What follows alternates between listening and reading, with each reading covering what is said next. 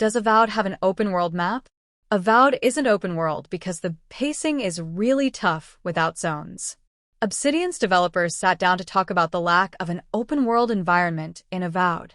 It's very much by design and is a deliberate, strategic decision to encourage players to have a better experience overall. Anyone who knows Obsidian knows it tends to shy away from fully open worlds.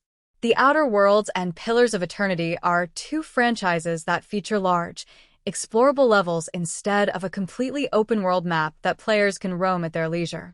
However, with Avowed being an RPG and looking like an Elder Scrolls and Fallout hybrid, some players believed that Obsidian might go full open-world for the map. This ambitious RPG isn't an open-world game, but instead, it relies on a series of denser regions locked behind borders that keep the pacing consistent and manageable. Here's what Obsidian had to say about the decision to not pursue an open-world map in Avowed. "Pacing is really tough in open-world games," said narrative designer Kate Dollarhide in an interview with Xbox Wire. "You never know where the player is and what they're doing at any given time. So having these zones that happen in sequence means we always know what content you've just come from on the critical path. We know roughly what you've done before you've gone to the next thing." It's still a very open structure within those zones, where you can do whatever you want for the most part, but it's not one contiguous area where you could be anywhere at any moment, Region Director Berto Ricker said.